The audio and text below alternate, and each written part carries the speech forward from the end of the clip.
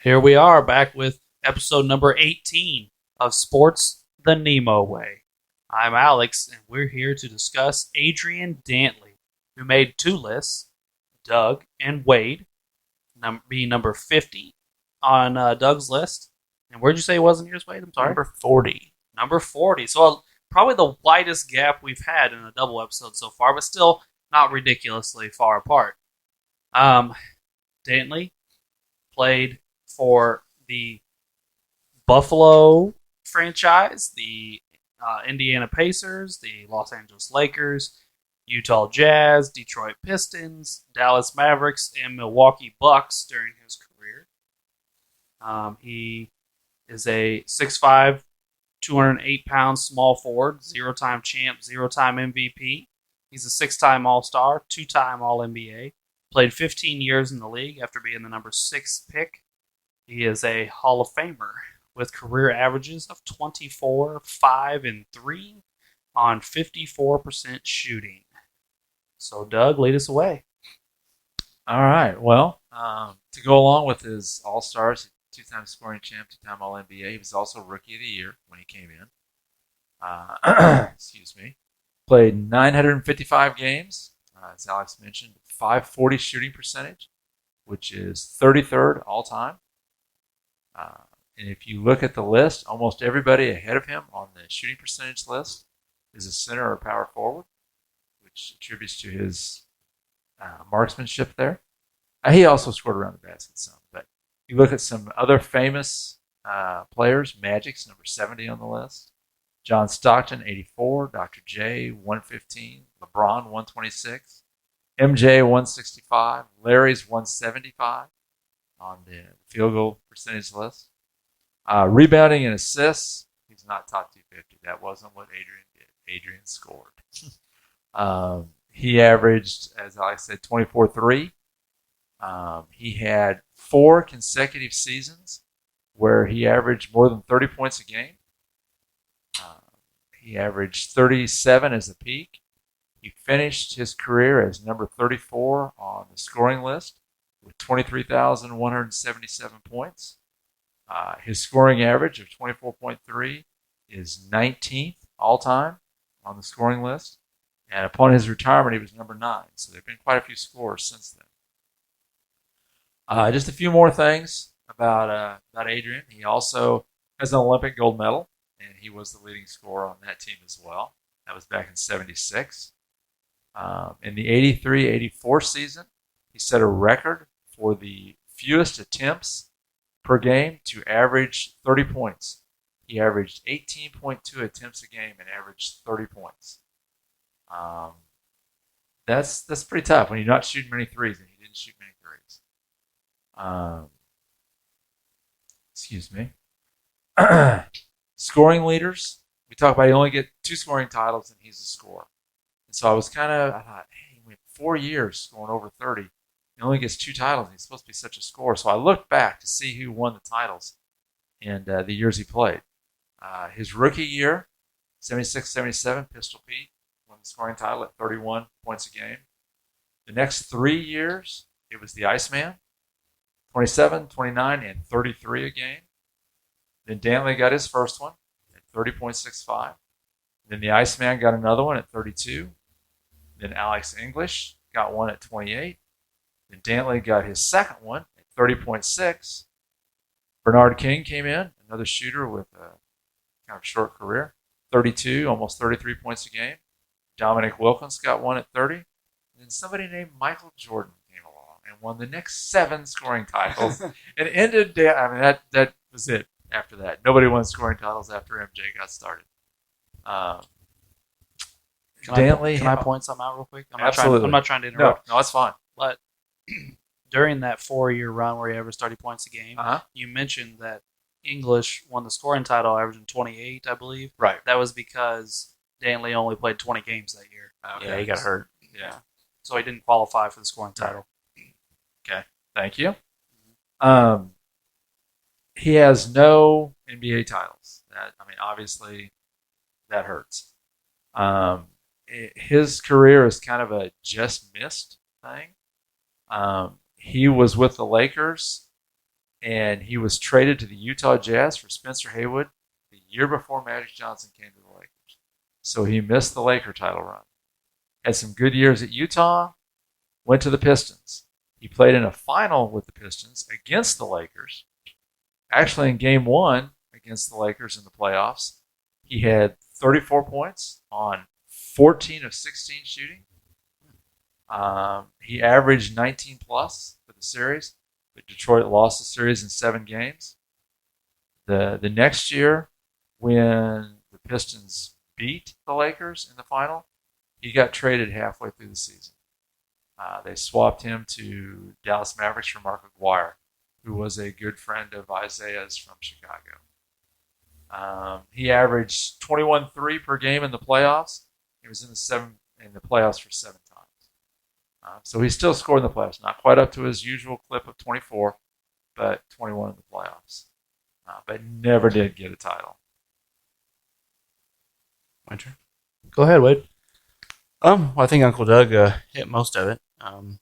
Adrian Dantley, I think, is just one of the greatest scorers we had in the NBA. In his prime, Uncle Doug said 4 straight seasons of 30 points per game. He'd get you 6-7 rebounds, 3-4 assists. I think what kind of separated him from most guards is he'd do it shooting close to 55% from the field, which is almost unheard of for a guard. He put up dominant big man stats as someone who's arguably 6'5". I think Alex pointed out before the podcast started, he might have even been 6'3". And he scored a lot in the paint. He had a nice mid range. Literally almost never shot threes. I think he literally shot like 40 for his career, or 41 or something like that. Just didn't shoot threes, but absolutely dominated in the mid range and in the paint. And is actually one of the greatest of all time at getting to the free throw line. He was elite at getting to the free throw line and shot, I think, over 80% for his career. I think one year he won the scoring title while averaging 10 made shots a game and 10 free throws a game. So he's a unique scorer, one of the best scorers we've ever had in the NBA. And I think his weaknesses were obviously he just didn't shoot threes. It's like Ben Simmons on steroids. Didn't shoot him, but he could score. And he wasn't the world's greatest defender. But yeah, I'll stop there and let everybody else chime in here. All right. Well, that's my favorite thing to do. I'll kick it to Drew. This happens every episode. And not last episode because you were on. Yeah. You were on the other team. Most of all, whenever it's not me talking about my guy, it's always, and we're going to Drew, To the young guy. the young fella. All right. Well, obviously, Dantley played before you were alive. Like most he played people. most of his career before I was alive. So it's like most people on this list, I didn't see him play unless I look him up on YouTube. But the man could score. There's no doubt in that. And maybe we'll get into it a little bit later. Maybe one of his downsides was some people didn't like him, but I don't really like Isaiah Thomas, so I don't blame him.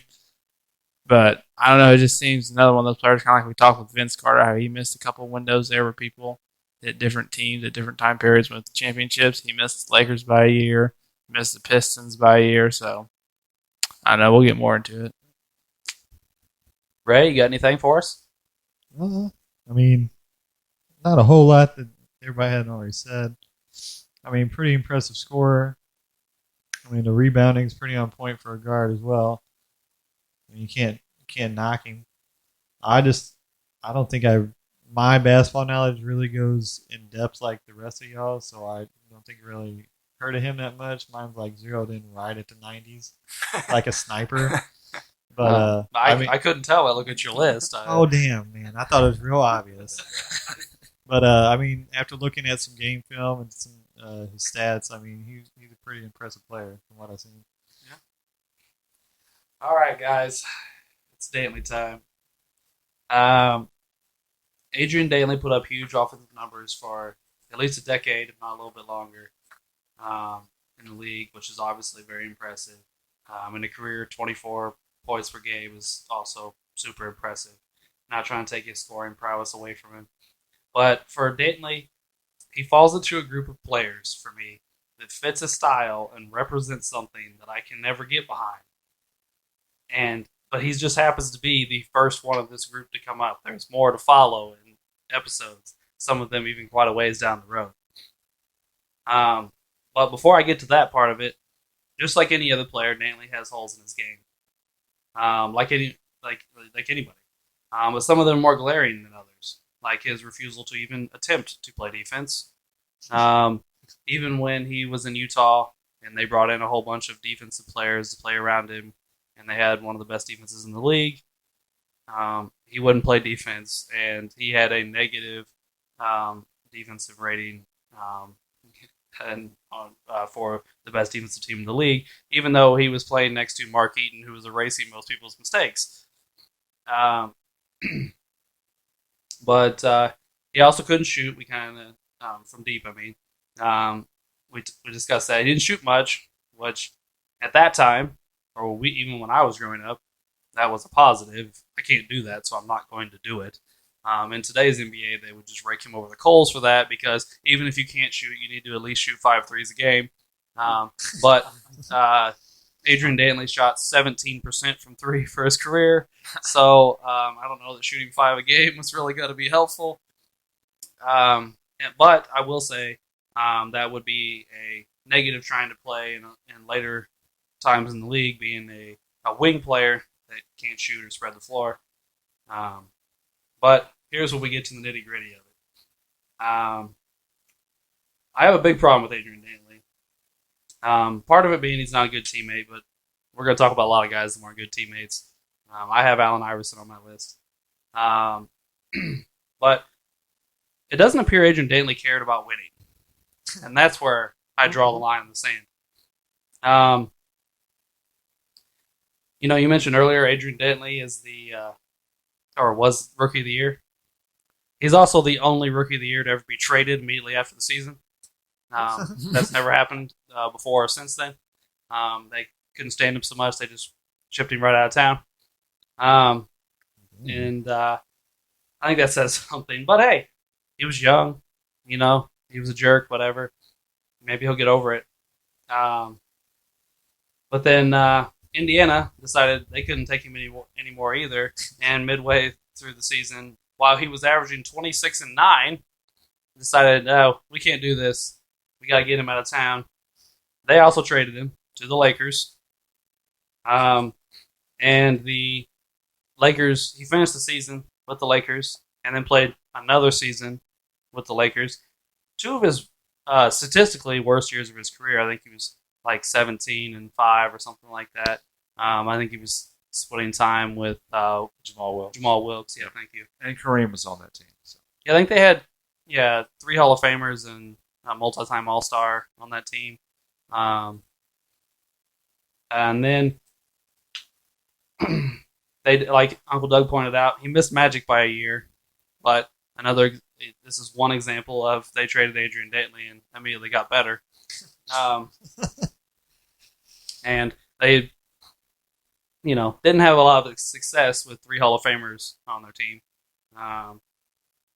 But I digress. Then the Lakers trade him again to Utah. It's a lot of trades. First off, as a general rule, I don't think we trade superstars all over the league like this. I think we did this back in the day at the park with the basketball cards. Right. Trade him to Utah, where he had the longest stint of his career. He played 7 seasons in Utah. They were a fringe playoff team with a variety of cast members over the course of the 7 years. He did play the last few years there with Stockton and Malone. I believe Darryl Griffith was there for most of it. Mark Eaton was there for a portion of it. So he did play with some good players over the time there, but different good players. But one thing that was continuous in Utah is how he couldn't get along with the coach or the management. And Frank Layden, the coach, continually begged ownership to get him the hell out of town. And he eventually did get him out of town. And they traded him to Detroit, which I'll hit on in a minute. But Cotton Fitzsimmons, another famous coach from NBA history who was born in Hannibal, Missouri, and grew up in Bowling Green, Missouri. For those of you that don't know, sports, the NEMO way stands for Northeast Missouri. So we are in Northeast Missouri, so Hannibal and Bowling Green are right here close to us. Just an interesting factoid there for a second. Said after coaching Dantley that no team will ever win with Dantley on it. Now in Detroit, his second real chance at winning the championship. He couldn't get along with his team. He argued about not getting enough touches, about having to play defense. He again gets himself traded during the season. They win a championship and then another championship the year after. Trading for the weird thing is they traded for a guy that I don't think is as good as Dantley. Maguire, they're the same type of player. They're both scoring for small forwards who put up some pretty good numbers on some bad teams, and were jerks, I guess is the best way to put it. I mean, Maguire had his problems with teammates and stuff as well. I mean, I saw an interview with I'm blanking here, Blackman for Dallas. Oh, Rolando? Yeah, Rolando Blackman. Thank you.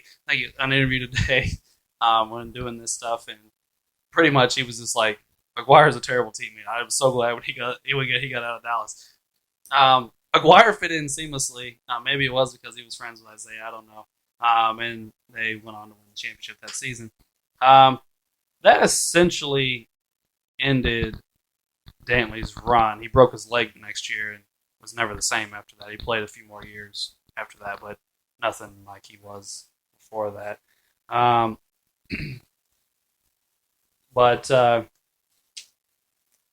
But then he seems to cement this legacy on the Bad Boys 30 for 30, where he pretty much just comes out and was like, man, they wanted me to do something different than I wanted to do. And I just said, fuck that, I ain't doing it.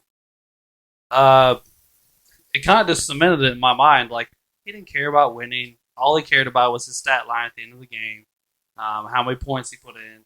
And that's just not something I can get behind. We played it. I mean, not so I want to quote football coaches, but we play to win the game. And when you have a chance to win multiple championships in multiple places, and pretty much you have problems getting along with people and being a decent person to people pretty much everywhere you go, I think we've got to start looking at it more as fact and opinion, at least on that part of it. And that's why I can't put Adrian Dantley on my list.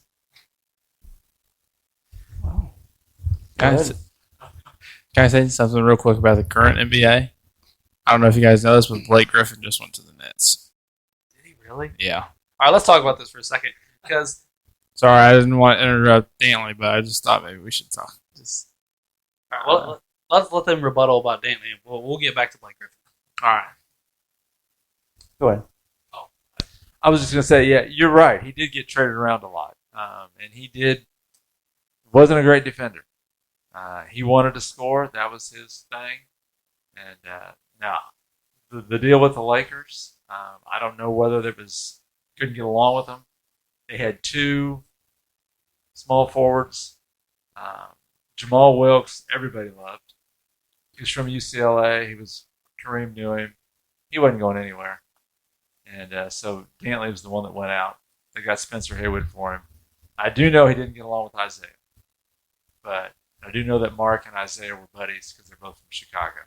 But I'm like you. I have heard that Dantley was not an easy person to play with. It's a good way to put it.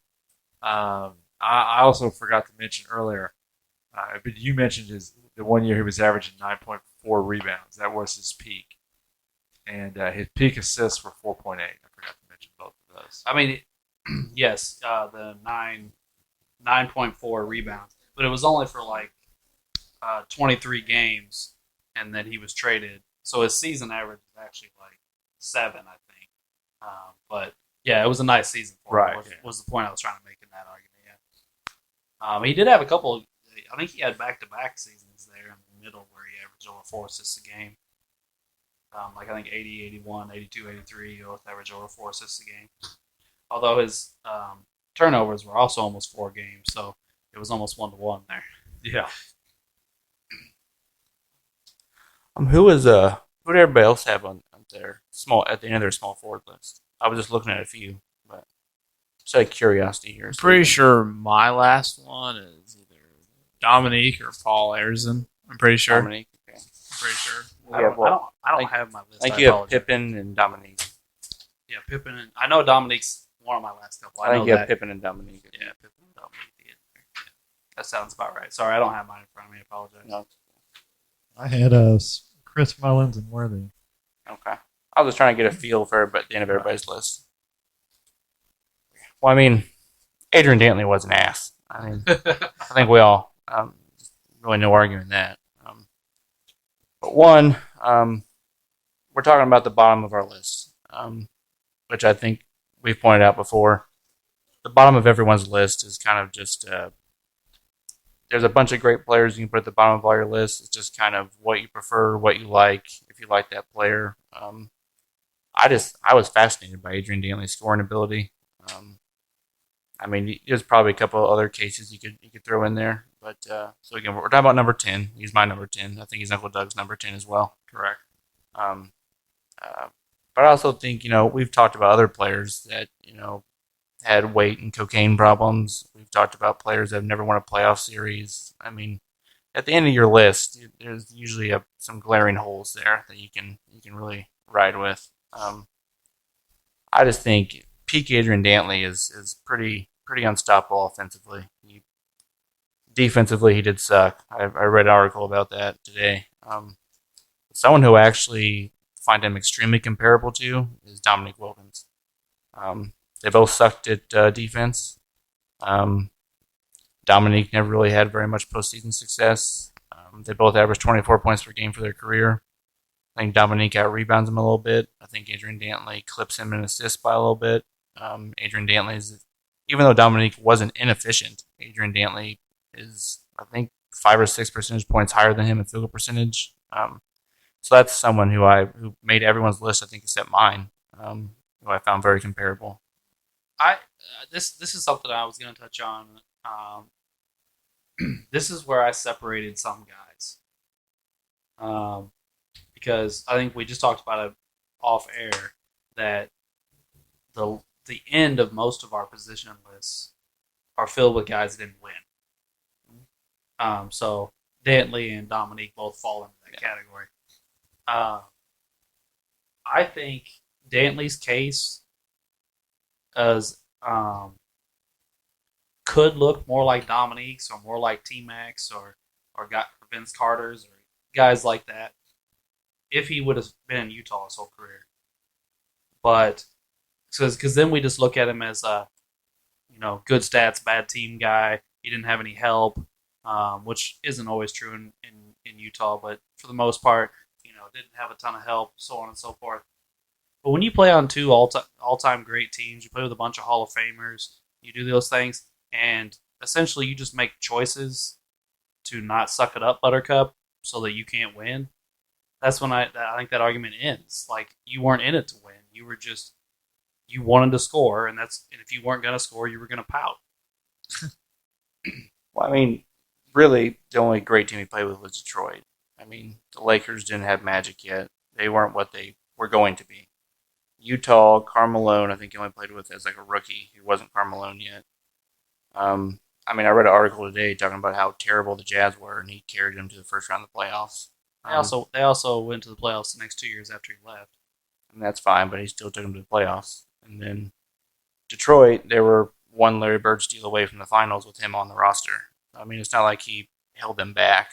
I mean, yes, they went to the finals and won it, but they were one play away from going there with him. Well, they took the Lakers to 7. Yeah. The year before he was traded. So, And he was a big part of that. You were talking about Dominique. Dominique had to be my number 9. Yeah. And you're right. The scoring was within a half a point of each other. Dominique rebounded a little higher, another rebound a game. Dominique didn't quite as much. Assists, a little less. Maybe half an assist less.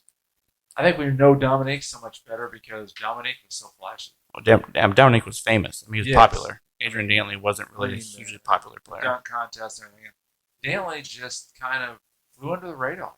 I mean, the big thing for me was the 30 points per game plus shooting 54, 55% from the field. That's unbelievable. That's big man stuff. Yeah, it is. Well, like I mentioned earlier, he's 33rd all time in field goal percentage, and almost everybody ahead of him is a center or a power forward. Yeah.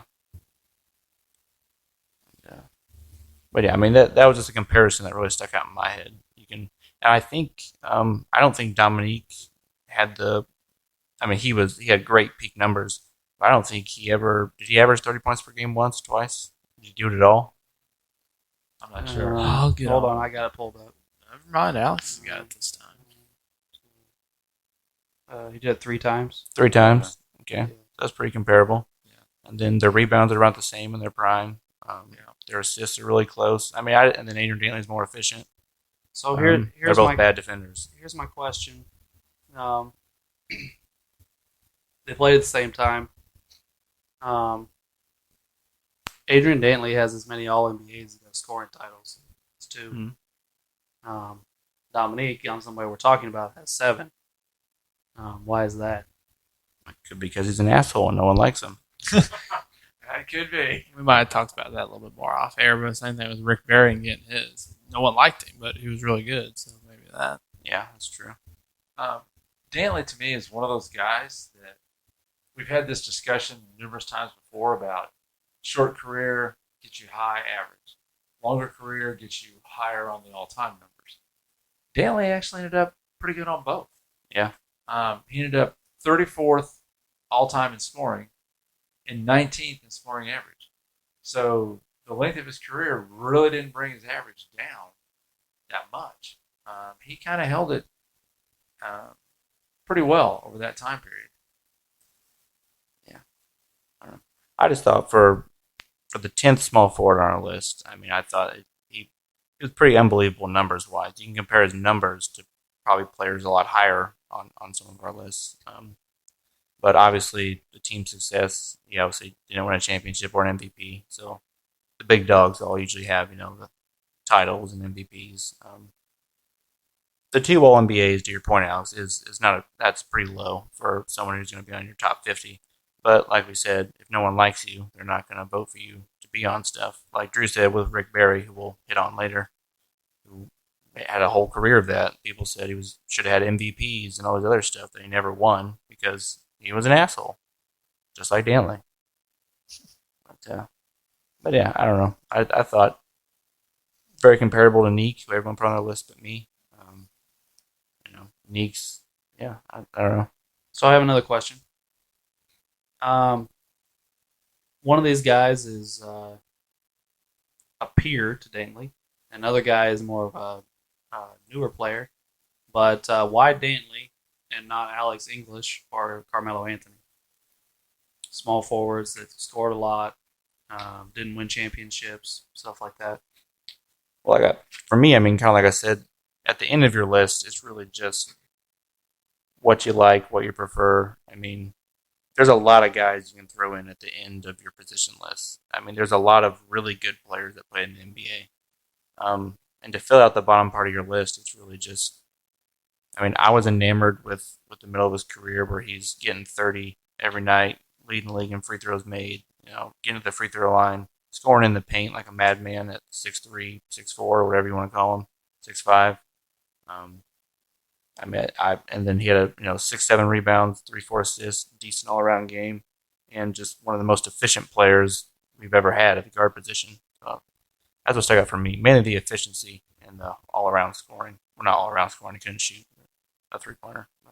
I was saying, you mentioned Alex English. He averaged 21 points to Dantley's 24.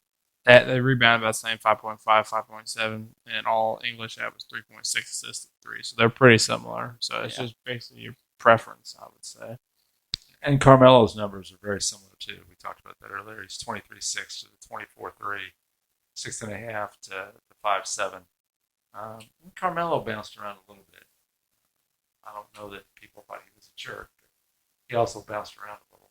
Like you said, none of them won anything. is nowhere near the efficient player that. Right, yeah. Yeah. The field goal percentage, I didn't realize until I started digging into this what an excellent field goal percentage Dantley had. Carmelo's field goal percentage might be close to 10 percentage points lower. I'm not a Melo guy by any means. I'm not a Melo fan. Melo didn't make anybody in this room's list. So I'm not trying to act like I'm sticking up for Melo here. But, we talked about Dantley not shooting threes, 40 for his career or whatever. I mean, Melo shoots 40 in 3 games.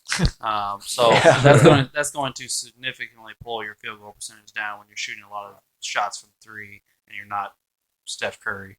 I mean, you're 100% right when you say that, but at the same time, if you know you're bad at something, don't fuck it up by keep doing something you suck at. I mean, No, I know, I agree. I said that earlier, but Melo doesn't suck at it. I mean, Melo's like a 36, 37%. he's decent, yeah. 3-point shooter, not 17. So it's not like he's out there killing his team by shooting. I'm just saying, like, because he plays such a completely different game. Some of the field goal percentage, I don't know what Melo's field goal percentage is for his career, but some of that is going to be explained because he shoots. Yeah. I might have Drew look it up, because now I'm just curious what his percentages are. Carmelo's Carmelo, correct? yeah. Look at his field goal and 3-point percentage. Gotcha. I mean, Melo was one of the best scorers of this generation in his won a prime. scoring title, didn't he? I think he won with the Knicks, yeah. He was legit 25 to 28 points per game for a long time. Yeah, and he had a couple of nice rebounding years, too. I think where he averaged 7 or 8. I say he had one scoring champion, he's 6-time All NBA right now. He won't win anymore. Yeah, he's not getting there anymore, but. We can only hope, guys. All right, what are we looking at percentage wise here? I'm trying to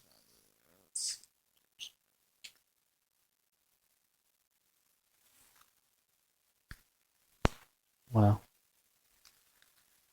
Melo's stats are hard to pull up. It's hard to find his field. Should be just scroll to the right. I have his all around stats on. Swipe right. Swipe right. Oops, swipe left. What was Dantley's? And what was his career field goal percentage? I got it. It's 540. 54. Yeah, that's pretty. Anybody else want to look up his stats? I don't think Drew's in it. Oh, Drufus. I'm failing us for once, guys. I'm sorry. My phone's on like 4%, so I can't look it up. But Probably got it. All right, I finally found it. It's .447, so 44. what about his 3-point percentage? Give me a hot minute. Well, Yeah, while he's 35%. doing that, 35. Okay. That's how easy that was, Drew, by the way. I So so they- they one of them. Thank you. So they very really are much. 10% difference on field goal percentage. yeah. Alex English, career field goal percentage 507. That's pretty good. 3-point percentage 217. Alex You English. said, wait, 3-point percentage was what? 217. Oh, so getting crappy. Yeah. Wasn't a great 3-point. And Alex English, I think, only had 3 All NBA teams, I believe. So it's not like he had Which too. again is more than Dantley, and they played at the same time. It's only 1. I know, but like, and then we're talking about Dominic Wilkins had 7, but we're leaving out the 2 biggest ones. Dr. James Bird played at the same time as well. Like, there's a lot of True. All NBAs coming out of this one position right here. But again, we're talking about guys who put up similar stats to Dominique, but Dominique's the more popular player, so he gets the nod in a lot of those. I think. Everybody knew Dominique. Yeah, I mean he The was. human highlight reel. He won Yeah. dunk contests. Yeah. And, Everybody Yeah, knew it. like, I mean, before Vince was probably known as the greatest dunker in the game. I'd say. I would agree. Yeah. Yeah. Until Vince came along, he Yeah. was probably number 1. well, let's be honest, and this isn't even a knock at Dantley. It's just the truth. Like, how Dantley scored was boring. Right. He wasn't flashy. And No. He just scored. Dominique was just ramming the ball down people's throats Yeah. every night and Exactly. on the highlight package every night. Dantley actually scored extremely oddly for someone his size. Right. He had this weird little thing he did in the post to get his points, and he actually had a pretty decent mid range that people don't realize, but he just couldn't shoot a 3. And he went to the line a ton. He was in an era that was pretty rough, and it was harder to go to the free throw line. He mastered going to the free throw line, and that's where he made a lot of his money right there. Yeah. Shot 82% from the free throw line. Yeah. And I mentioned the one time in the game against the Lakers in the '88 finals. Game 1 put up 34 points, 14 of 16 shooting. Missed And twice. that's with Kareem in the middle. Yeah. So how he's getting up all those shots and getting them in. Yeah, I don't know. The man can score. So was he this big of a asshole in college too? I don't know anything about his college He career. played for Notre Dame, and I'm not a big Notre Dame fan, so I didn't watch him a lot. I do know that he was on the team, I think, that broke UCLA's consecutive stopped their winning streak. They won 88 games in a row, and I think he was the star of the Notre Dame team that beat them finally. So again, he would have been scoring against, I'm not even remember who all was on that 88 game team, but So, he was also he- again in the Olympics. But So was he like a real big superstar in college? Or you knew him pretty well in college. I remember him pretty well in college. Yeah, he was Notre Dame's star. I was going to say, we were talking about this before the podcast started. He's probably one of the lesser known people we have on our list.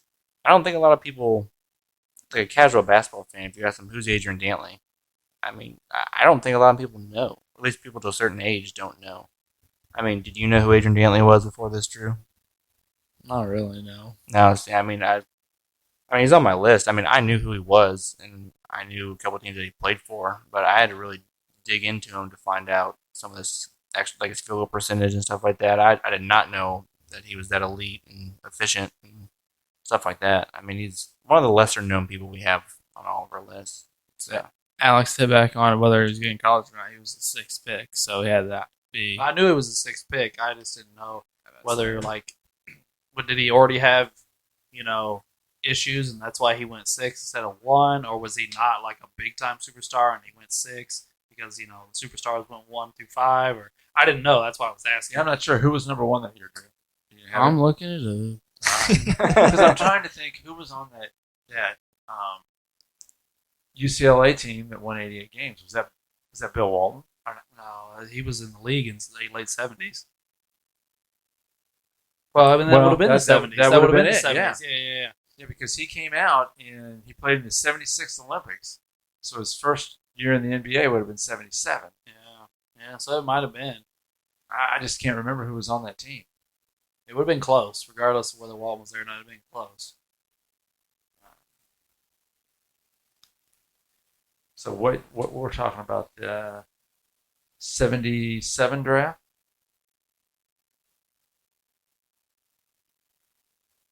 Mm-hmm. 76 draft is what I'm looking at.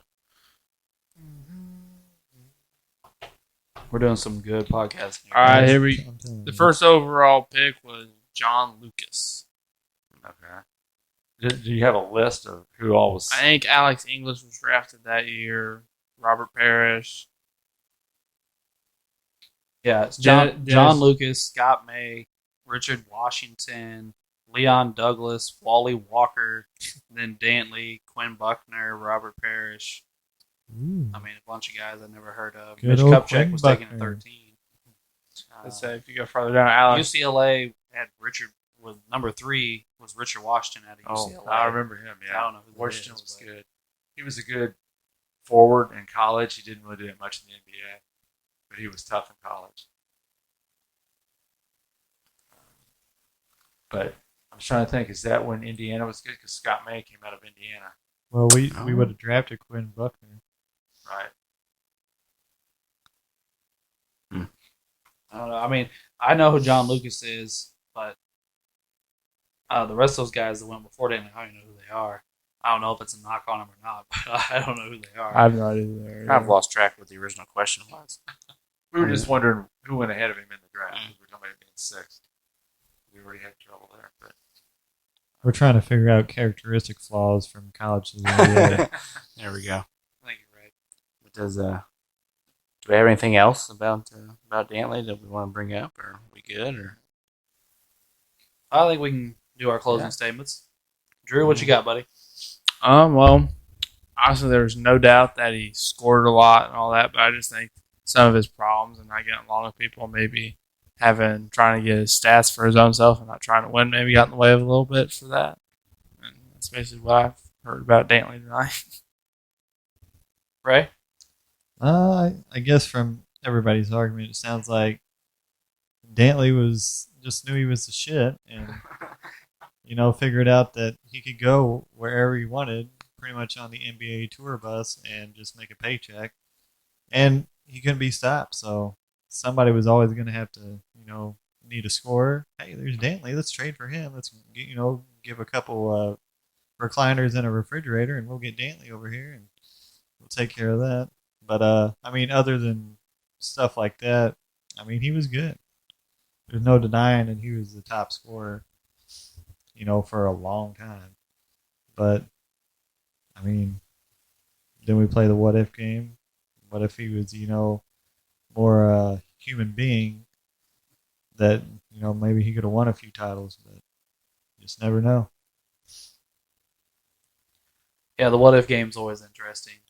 Yeah. What if they would have kept the Lakers would have kept him instead of Wilkes? What would his career look like? Maybe he would have blown the team up and the Lakers would have been worse off for it. Or maybe he turns into the James Worthy of that team and is considered a great because he won a bunch of titles. I don't know. But no, you're going to hear this argument from me a few more times over the course of episodes, but winning is the most important thing, and nobody's going to convince me otherwise. And it seemed like Danley didn't care about that, or at least wasn't willing to sacrifice to do that. So it definitely jolts him down my list a ways. I do believe I told Wade he came in 15th on my small forwards. So there's a few more guys in between him and my top 10. A couple of guys we talked about tonight. So it's not all my argument is about his game because I acknowledged earlier how great of a scorer he was. Not trying to take that away from him. I just think he lacks something very important to being a great player, and that's why he will not make my list. I like his scoring. I like his field goal percentage. The fact that he could score at that height in the ways that he did it. And again, we're talking about, as Wade mentioned earlier, the bottoms of our list. But yeah, I can't say I enjoyed watching him play in college because I'm not a big Notre Dame fan. But I did. Being a Laker fan, I remember him from LA. And I remember the Lakers playing against him in Detroit. And the man could definitely score. Really, I thought it was pretty nice to, at the 10th spot on my list, have a guy that, in his prime could drop 30 every night and do it at a 55% clip. I thought was pretty nasty, pretty impressive. But it's hard to do. At the end of the day, you got to put the ball in the hoop. Very, very few people could do it better than Adrian Dantley. That's pretty much it. Extremely high efficiency player for a high score is very rare. He's not Allen Iverson shooting 38 times to get 30 points. Shoot 14 times and get 30 points. Great at getting to the line, good rebounder. I just thought, he's a extremely good player. He obviously was a bit of a head case, but undeniably one of the greatest scorers that the NBA's had. That's pretty much my reason. All right. Well, I guess that wraps up our Adrian Dantley portion of this episode. So we will move into trivia. Anybody got a question ready? I got one. All right, let's go, Willard. Where did the great George Gervin go to college? George Gervin, eh?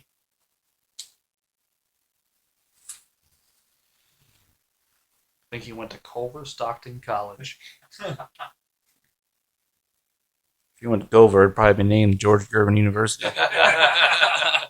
It's probably fair.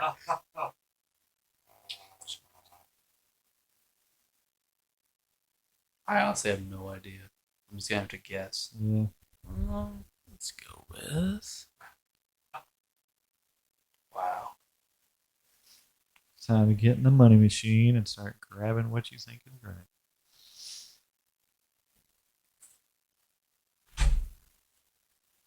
All right, I got mine. I got a guess. I'm ready. Locked Reagan. in. All right, let's go. I got Indiana. I said South Carolina. Wake Forest. Xavier. Went to Eastern Michigan. Oh, what a college. No, I hope I'm not pissing off any Eastern Michigan fans out there. I don't know anything about it. I'll just throw that out there. Anybody else got one? Yeah, I'll go ahead.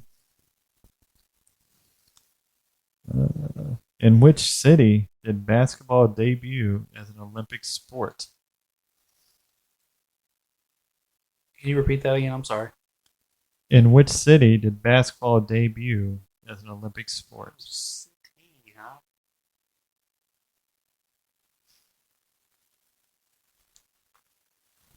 city. Jesus Christ. This is tough. All right, I got my guess. I got one. Okay. All right, I'm ready. All right.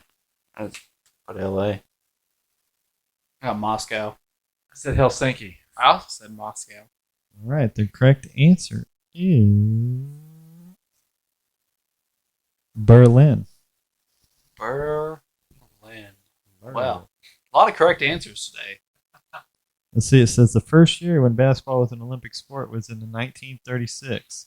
USA won the gold the very first time basketball was an Olympic sport, with Canada getting the silver. Canada getting silver, huh? All right, who's up next? I'm ready. Who was the first ever All-Star Game MVP? Oh, wow. I have no idea when the first All-Star game was. But George Mikan made 4, so... Wow. Interesting.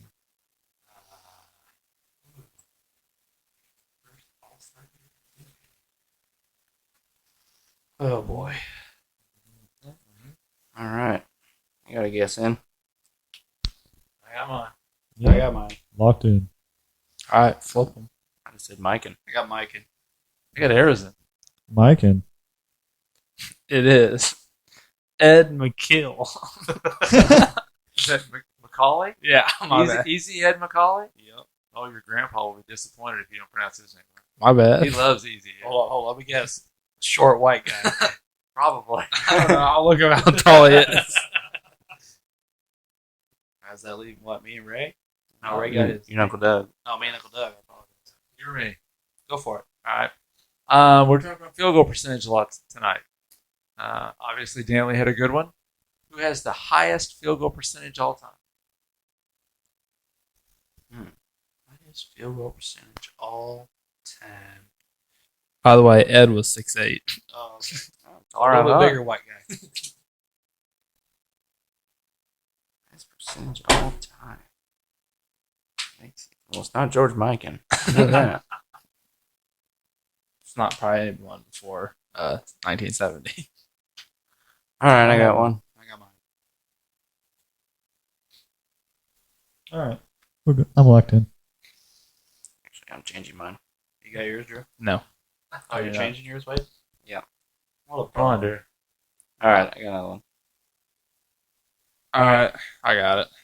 I got DeAndre Jordan. But Dwight. Green. Jabbar. Go Alex. DeAndre Jordan. He shot 67.2%. It's a lot of dunks.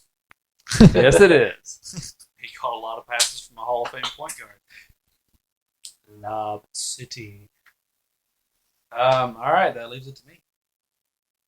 And in the season 99-2000, what those players shared the Rookie of the Year honors?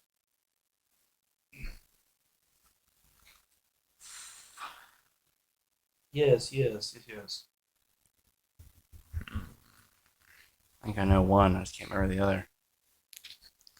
99, 2000. Is that what you said? Yes, sir. All right. You gotta get them both right? Yes, sir. Oh, it's bullshit. You asked us a 5-player one a couple weeks ago. It was the very first episode because I got 4 out of the 5. Oh no! Yeah, but I told you the answer like 7 times.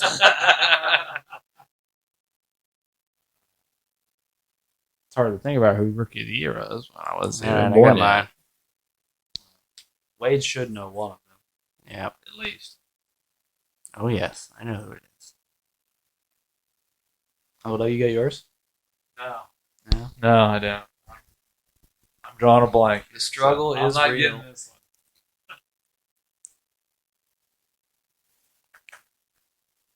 one. Okay, I'm locked in. I'm not even going to guess. Just go. Oh, man. Well, I'm gonna guess, but I want to see what everybody else says before I go. it's not even close. I don't think. All right, I'm gonna go with Tony Parker and Allen Iverson. Those are a little age difference here. You know? Yeah, a few years there. Ray, who you got? Ray? I said Duncan and Iverson. Put Elton Brand and Steve Francis. That is the correct answer. Woo! Whoa, go Wade. Elton Brand and Steve Francis. I believe, now I don't know this for a fact, but I believe we had like 2 years very close together there where we split Rookie of the Year. Didn't Kid split with somebody like 2 years before that? Did Vince split it with someone? I was thinking Vince. You might have. Yeah. I thought Vince split it with someone in, what would that have been, 98, 99? Did he split it with Jameson? I don't know, to be honest. I thought Vince split it. I knew Brand split his. Obviously, he's got that one right. Oh, Stevie Francis. I don't know. I'd forgotten about him. Steve Franchise was the shit for a while. Yeah. I completely forgot about him. That's who the Rockets traded to the Magic for T-Mac. Oh, okay. So, yeah, he holds a special place in my heart. Not a positive one, but a special place in my heart. But, yes.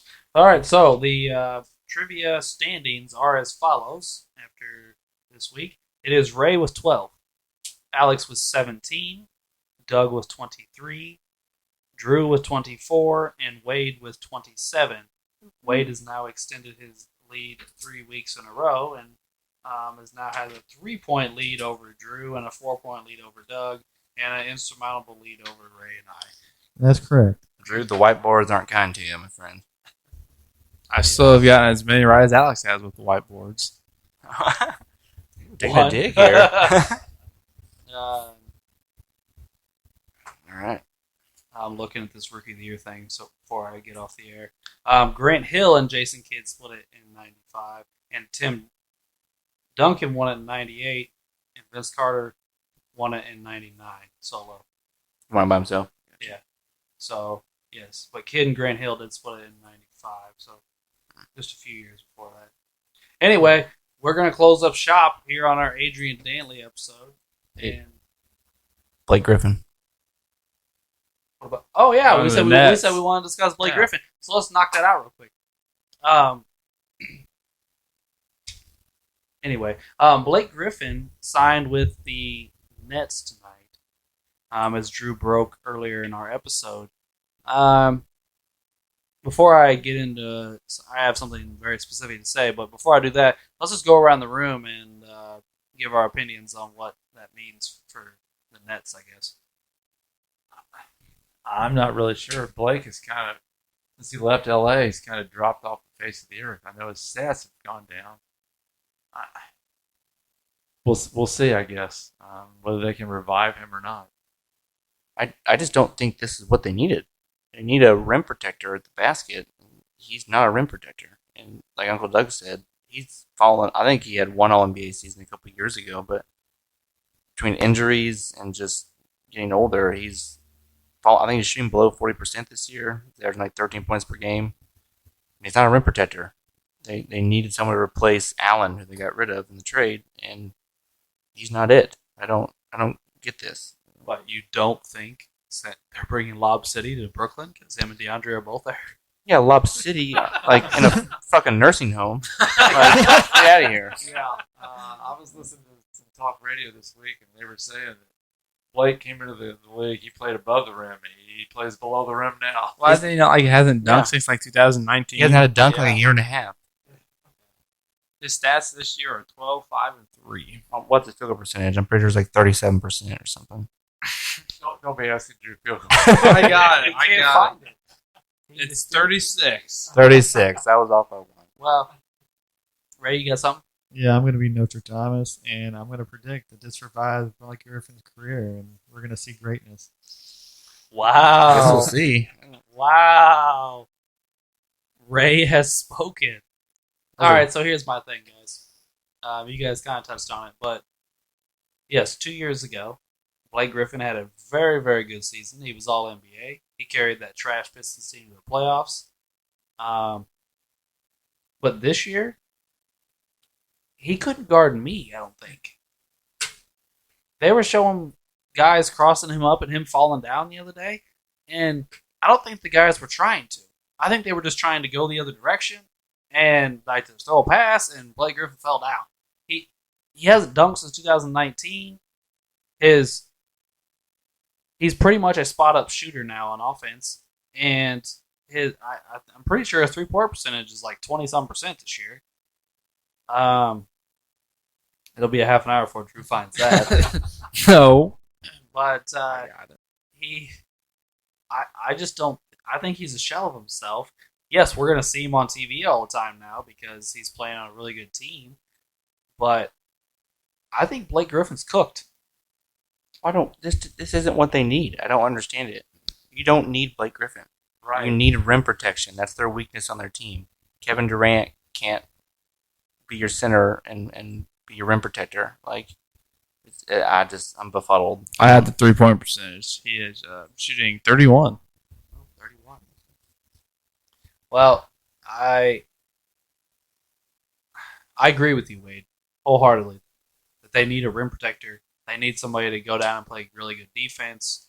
Because although DeAndre Jordan is a shot blocker, he's not a great defender at this point in his career. No. Blake Griffin does neither of those things. Although I think we discussed it in the Harden episode, he has something they want. He will stretch the floor, unlike DeAndre, because I believe you play him at the 5 at this point. Blake, I mean, Yeah. and they had 3 exceptions they could use to sign guys. I assume a rim protector will be one of them, but I didn't expect them to prioritize Blake Griffin either. I don't know. Yeah, it's just that's literally their only weakness. Offensively, they're on pace to break records. Defensively, they can get by, but they're not great. And their biggest problem is in the lane. You can just kill them down there because when they play anybody with size, even to get out of the East, you gotta go through Embiid. You have to go through Giannis. Like, who's gonna guard him? Durant, old ass DeAndre Jordan. Like, it's just no.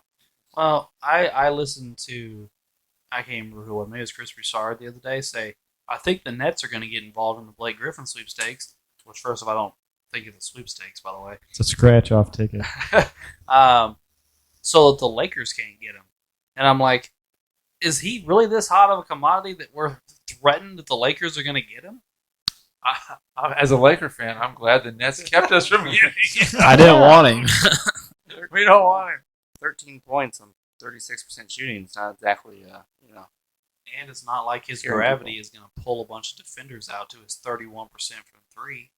If he was shooting 37% from 3 instead of from the field, then guys would respect him. And, but like you said, they don't need offensive help. No. Their offense is the greatest of all time at this point in the season. So it's not that's not what they need. Sorry, I just completely screwed that up. I guess the only thing he really brings to the table that another center like DeAndre Jordan doesn't bring is, one, like you said, he's at least capable of shooting a 3, so you can't just ignore him out there. And 2, he's actually a fairly decent passer, so you have a center that can move the ball. But I don't think that's worth the terrible defense and the no shot blocking. I mean, obviously these are NBA teams. Maybe they know more than we do. Is he just sandbagging in Detroit because he doesn't want to be there? Yes. That's possible. It's very true. Well, Ray, you're the bright spot on us. You're the one talking about him returning to stardom. What do you got for us? I just think that once you, like, his his peak was the Clippers, right? Yeah. And then you get traded, and then you get a little more unmotivated, and then you get traded again, or you're feeling down on yourself, you get demotivated, and then you just don't want to play anymore, and then boom, all of a sudden you're like, yes, I'm going somewhere great, and then you just start peaking up a little bit, and then you just go and balls to the wall again. And sometimes that's all it takes. I mean, could be. I mean, I'm not saying you're wrong. It's a possibility that he was just so unhappy in Detroit he didn't care. They weren't winning anyway, so it's not like he was costing them wins. So who cares? And then he goes to the Nets where they actually need him to do things to win a championship, which is their goal. Maybe he does play better. I don't know, but even prime Blake Griffin, who was good, doesn't do the things the Nets need. So, which always befuddled me, by the way. You're 6'10", and you have a ridiculous vertical and can jump out the gym, but you can't block shots. That's weird. Is he 6'10"? I thought he was shorter than that. Yeah, I think he's 6'10". Is he really? I always Yeah. thought he was kind of a shorter power forward. And if you ever watched him in 6'9". college, 6'9". his brother was the defender. Isn't it Taylor? Taylor Yeah. Griffin? Yeah, Something Taylor like that. Griffin. They played together at Oklahoma. The brother was the defender. Blake scored. The brother played defense. Well, we all know Blake can jump out of the gym when he jumped over the car. The hood. Good. The hood of the car. I know. Like Alex said, I've seen guys at Gus Macker go over the car. I know. Just getting Alex going again. I think a lot of guys, though, that are built like that, that rely on the jumping ability and don't have the super long arms, they don't always block a ton of shots. I think because you constantly are just jumping as high as you can just to block a shot. I just don't think they just don't do it. Zion Williamson? Yeah, I mean Charles Barkley. I mean, although he didn't block shots and they're built almost the exact same. I think it's the taller, longer guys that have to put forth a lot less effort into blocking shots. The long arms, I think, and obviously plus the height. Those guys that have to jump as high as they can every time to block a shot, I just don't think they just don't do it. But yeah. Does Blake have a small wingspan? Is that what you're saying? I don't think he's like Matumbo out there. I mean, Well, I don't. Yeah, I'm not saying that. I don't think he's got like freakishly shorter arms. There's not T-Rex in it, but I'm just saying Elton Brand, one of your boys, had like 2.5 blocks a game. So, yeah, he had and he's freakishly 6'8". long arms. Yeah, his arms were freakishly long. Yeah, and he had half the vert that Blake Griffin had. Right. Blake Griffin has a 6'11" wingspan. Longer than I thought, actually. Yeah. I don't know. Maybe he just sucks at it. I don't know. I'm a little befuddled, like you said. But then, if you go out and sign a shot blocker, like if Drummond or McGee or any of the guys that's been rumored do become available and they sign them, then does Blake Griffin just not play? And you wasted this anyway? Or are you planning to play Blake at the floor?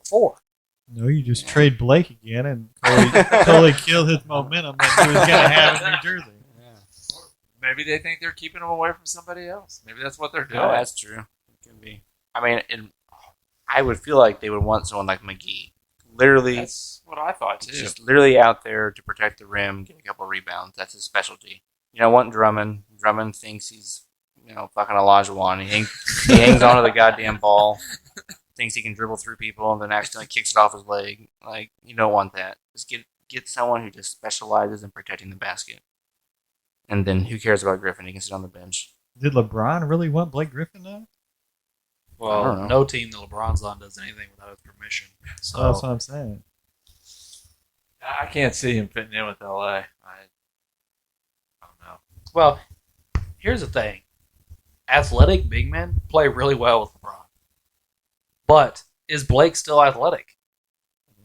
Because if you haven't dunked since 2019, can you still jump? Because, like we just said, he's 6'9". It's not like you've got to be super explosive to dunk the ball at 6'9". And he hasn't done it in almost 2 years. I don't know. Sounds like his legs are just shot. He's had a bunch of knee surgeries. injuries, yeah. Yeah. He's been doing a lot of jumping for a lot of years. And I know Wears he's down. only like 31, but he's been playing for like 10, 11 years. Well, So- maybe he needs to talk to somebody, and go, like, I know Kobe's gone now, but I mean, figure out what the hell they're doing in Germany to dude's knees and go do that and come back, and maybe he'll be able to be a superstar again. Here's what gets me is a couple years ago when he was in Detroit, when he had the All NBA season, it was a really good season in Detroit. I mean, he was still athletic, but he wasn't scoring most of his points above the rim. He developed a 3-point shot. He developed a good mid range jumper. He had a couple of decent low post moves. He was passing on a double teams really well. Where the hell did he go? Like, Ray, what's he weigh? He weighs 250. If you're 250, you ought to be able to muscle your way to the rim 4 or 5 times a game. yeah, I mean, most teams don't even play centers now. Right. Like, you're 6'9", I don't know. 250. You ought to just be able to lower your shoulder, hit somebody, and lay it in 3 or 4 times a game at least. I don't know. Maybe Ray's right. Maybe he doesn't give a shit because it's Detroit. He's just been resting for the last 2 years. For the second half of his career, guys. Watch it. Just watch. Maybe, because some of that stuff has disappeared. I mean, why ruin your career on 2 crappy Detroit Piston teams when you can just rest up and collect a paycheck? $40 million a year paychecks. Yeah, why not? I'd be pretty mad, too, if they just gave a big contract to Grant and let him run the whole offense. Grant's averaging 25 a game. I mean, Blake's not doing that. well, no. I mean, most people can do a bunch of stuff on shitty teams. Just, oof. I'm not a huge best player on the team, Grant believer, but he's having a really nice season. I mean, I think he shocked everybody with what he's doing. But Because I believe he's shooting like 50% from the field. He's doing it efficiently. are you going to win a championship with Grant as your best player? No, I don't know that you win a championship with Grant as your second best player. That's my point. but- yeah. I think Griffin's like, we're done. We're done here. Don't they have the worst record in the league? No, the Timberwolves do, Oh, okay. I believe. They're at least in the contention with the worst record in the league. I know that. They're really Really bad. Magic have the third worst record in the league now. Yeah. Doesn't matter. Well, anyway, I didn't want to spend a ton of time with this. Does anybody else have any statements on the Blake Griffin signing? No. No. All right. Well, we're going to close shop then for good now for this episode. And we will see you next Thursday to discuss Russell Westbrook, who will be defended by, again, Doug and Wade. So tune in next week for current player. And we'll see you next week.